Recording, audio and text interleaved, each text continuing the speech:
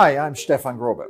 Enjoying wine is part of Europe's cultural history, yet it has become fashionable to drink less, especially among younger generations. That's why a group of experts is encouraging the European wine industry to embrace the growing market of low and non-alcoholic wine. It might be the key to stop the negative economic trend. EU citizens account for roughly half of global wine consumption, drinking 107 million hectolitres in 2023. But that consumption has been in decline for many years. During 2010 and 2020, EU consumption fell by almost a quarter. This decline is expected to continue, albeit at a slower rate. The reasons for this decline, according to experts, are health concerns and changing drinking patterns.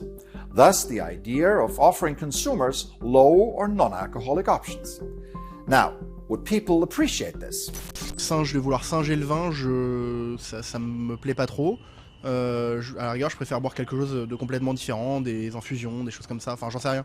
Mais en tout cas, le fait de dire vin sans alcool, je préfère boire du vin quand j'ai envie de boire du vin avec quelque chose alcoolisé, et autre chose si j'ai envie de boire autre chose. Par contre, c'est vrai qu'il n'y a pas souvent des alternatives avec des choses complexes et pas trop sucrées surtout. J'ai goûté plusieurs produits, j'ai jamais été satisfaite, j'ai jamais trouvé quelque chose qui me convenait. Vraiment, j'ai toujours été un peu déçue. L'envie d'ouvrir cette première cave sans alcool en France, elle est née d'une démarche avant tout personnelle. Depuis qu'on existe, donc il y a maintenant 3 ans, on a vu l'offre des vins désalcoolisés qui a décuplé. De ce que nous on entend de nos clients, que le fait que les vins soient maintenant très forts, à 13, 14, 15 degrés, ça correspond plus vraiment aux usages. C'est trop fort, donc on va pas en boire à midi, le soir pour en boire plusieurs verres, il faut quand même être costaud et c'est dur d'en boire plusieurs fois dans la semaine, etc.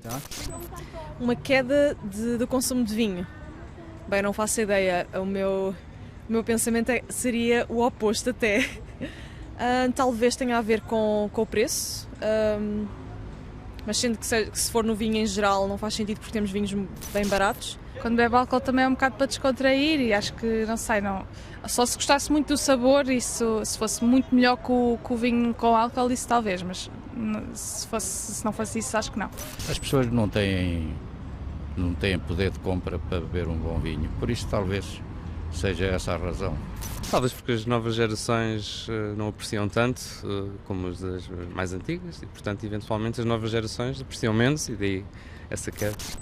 Let's bring in Gerardo Fortuna now, who has covered the topic of non-alcoholic wine for Euronews in the past. Last year, the EU Commission established a reflection group to study the situation of the wine industry. What was the purpose of that mission? Clearly to address the current challenges that the wine sector is facing, such as extreme weather conditions, how to adapt to a changing climate and changing environment, but also shifts in the consumer taste and, of course, a particular tough situation for international trade that is leading the export of wine down, as well as the domestic consumption is also not particularly good at the moment. And what were the main recommendations?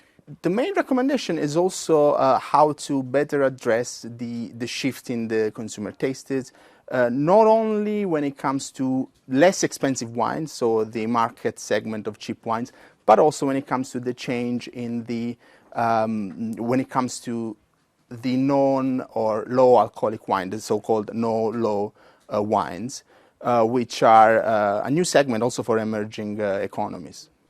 And how did European wine producers react?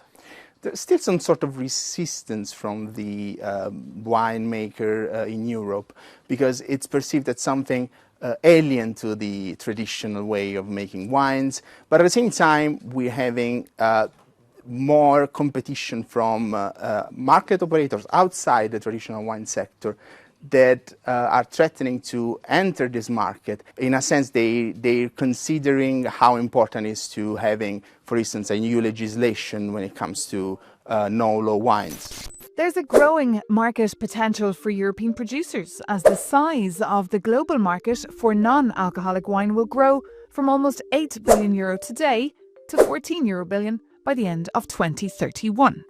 That represents an annual growth rate of more than 10%.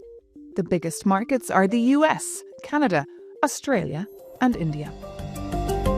It seems that proud EU wine producers are finally coming around to the idea of non-alcoholic wine. That's a significant shift compared to just a few years ago. Yet, balancing traditional wine interests with emerging opportunities is also a challenge for European policymakers. Joining me now is Eric Zargachomo, the Vice Chairman of the Agriculture Committee of the European Parliament. Welcome to the program. Alors, le secteur de la bière a déjà introduit des produits non alcooliques il y a certain temps. Pourquoi pensez-vous que le secteur du vin a tellement du mal à innover? Je crois qu'en fait, le vin a toujours innové. Le vin que nous buvons, ce n'est pas celui que buvaient mes grands-parents, mais aujourd'hui, effectivement, il y a un certain nombre de produits qui sont en train d'arriver sur le marché, notamment des vins désalcoolisés. Et aujourd'hui, nous avons des possibilités, par rapport aux règles communautaires, de pouvoir désalcooliser. Ne serait-ce qu'aussi pour limiter l'évolution du degré d'alcool des vins, puisque compte tenu notamment du dérèglement climatique, on a tendance à avoir des degrés d'alcool qui augmentent. Et pour le marché, on estime qu'il vaut mieux les baisser. Comment est-ce que l'Union européenne peut faciliter le marketing du vin non alcoolique? Vous savez, il y a plein de programmes de promotion des produits à l'échelle mondiale par l'Europe. Et je pense que les produits non alcoolisés, comme d'ailleurs les vins de façon générale, devraient pouvoir bénéficier de l'ensemble de ces programmes de promotion, de l'ensemble des produits d'excellence des terroirs européens. Et comment est-ce que le cadre législatif va changer avec l'émergence du vin non alcoolique? Je pense que c'est un élément de plus dans la gamme. Ça ne change pas fondamentalement l'économie du vin. C'est une possibilité de plus. On avait déjà la possibilité de faire des distillations, de faire des jus de raisin. Donc c'est un élément de plus qui permet d'absorber une partie de la surproduction. Mais ce n'est pas une baguette magique. Donc l'ensemble après des autres moyens de résolution des crises, de limitation des volumes, on les aura. Et notamment le plan d'arrachage qui est toujours une violence ultime pour le viticulteur, c'est d'arracher ses vignes. It's always difficult to give up long-cherished traditions and embrace change.